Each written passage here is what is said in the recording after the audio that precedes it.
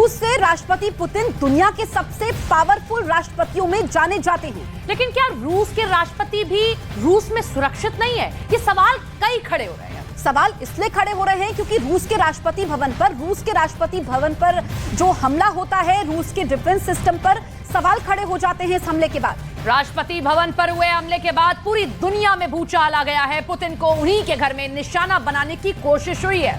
भले ही इस हमले में पुतिन को कोई नुकसान ना पहुंचा हो, लेकिन सवाल यही है कि आखिर इतनी ज्यादा सुरक्षित जगह पर ड्रोन कैसे पहुंच गया।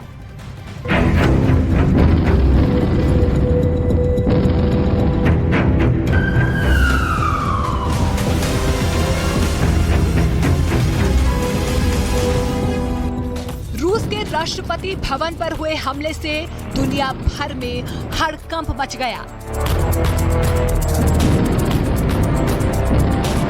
हमले के बाद रूस ने बयान जारी कर कहा कि पुतिन की हत्या के प्रयास में क्रेमलिन पर ड्रोन के जरिए हमले किए गए।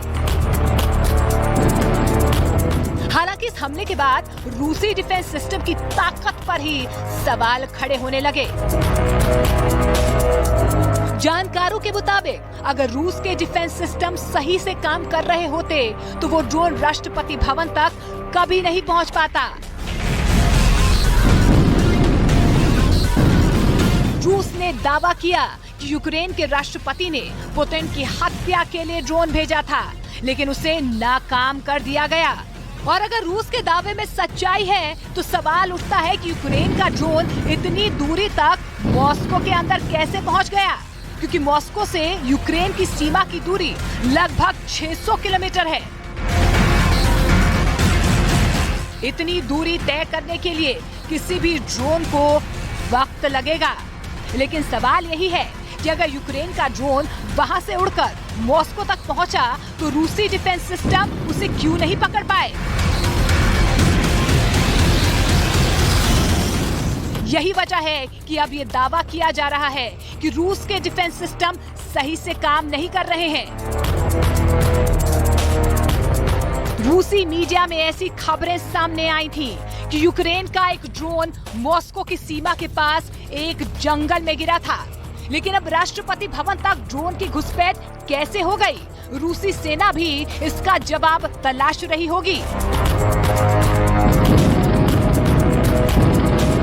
हालांकि रूस के राष्ट्रपति भवन पर हुए हमले के बाद यूक्रेन के राष्ट्रपति का बयान भी सामने आया। ज़ेलेंस्की ने कहा कि मॉस्को में हुए हमले के पीछे यूक्रेन का हाथ नहीं है।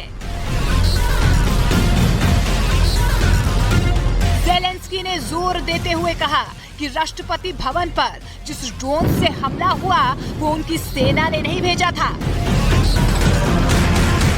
यूक्रेन ने कहा कि वो अपने देश की रक्षा के लिए लड़ रहा है, उसके पास हथियारों की कमी है। ऐसे में वो मॉस्को में हमला कर पुतिन को और ज्यादा क्यों भड़काएगा।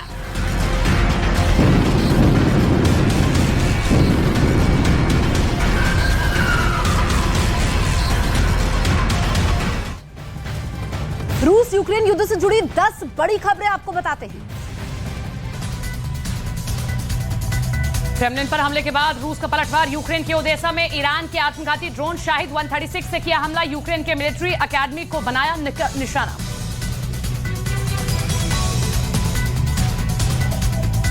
यूक्रेन की राजधानी कीव में जोरदार धमाके, रूस पर हवाई हमला करने का आरोप। कई इलाकों में हवाई हमले की चेतावनी जारी।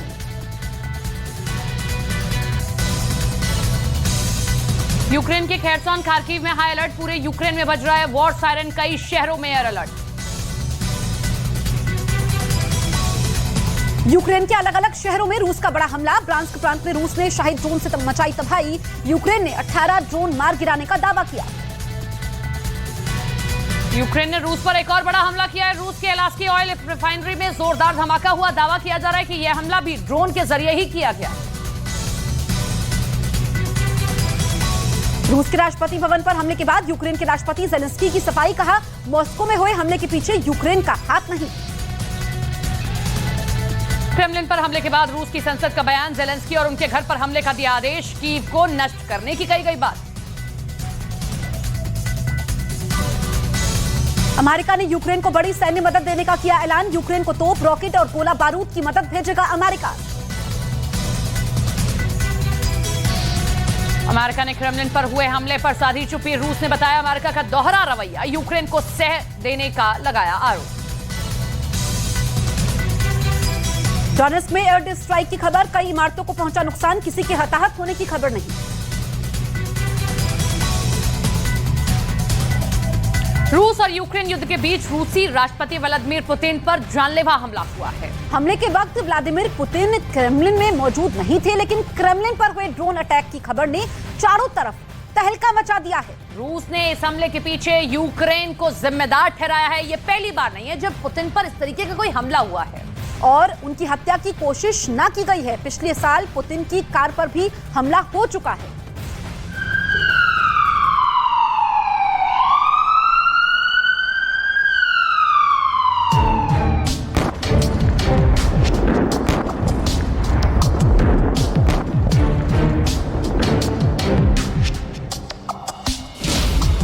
पुतिन के करीब से कई बार गुजरी है मौत।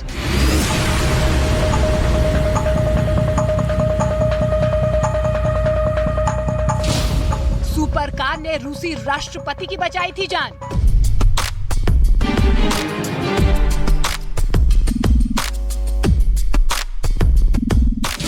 महाशक्तिशाली है पुतिन की सुपर कार।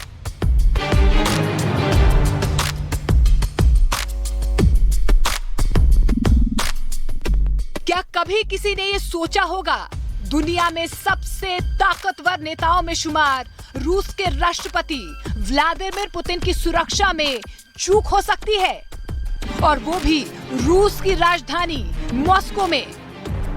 क्रेमलिन पर हुए ड्रोन अटैक से पूरी दुनिया में खलबली मची हुई है।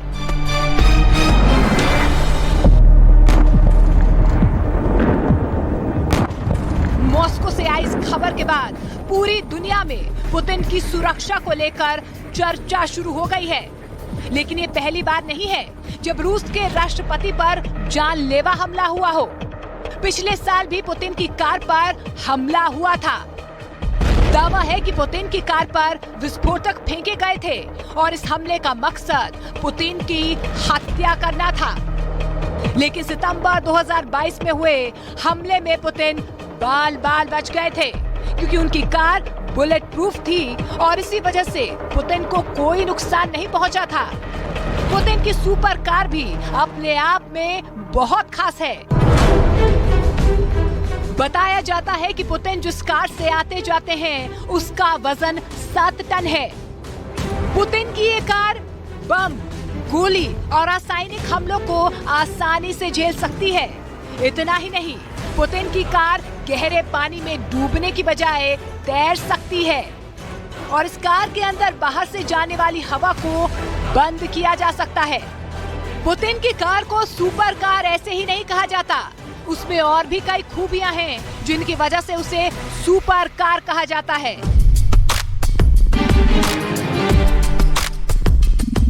बताया जाता है कि इमरजेंसी हालात में ये कार खुद ही ऑक्सीजन जनरेट कर सकती है और रासायनिक हमला होने या फिर पानी में तैरने के दौरान कार को पूरी तरह से सील किया जा सकता है। और ऐसे में क्रेमलिन पर ड्रोन अटैक से भड़के रूस की जवाबी कार्रवाई। यूक्रेन के कीव और ओडेसा समेत कई शहरों पर ताबड़तोड़ हमले। खेरसॉन में 21 लोगों की मौत। एससीओ बैठक में शामिल होने से पहले बिलावल भुट्टो ने जताई द्विपक्षीय वार्ता की उम्मीद। गोवा में थोड़ी देर में एससीओ के विदेश मंत्रियों की बैठक। चीन और रूस के साथ विदेश मंत्री एस जयशंकर की होगी द्विपक्षीय वार्ता।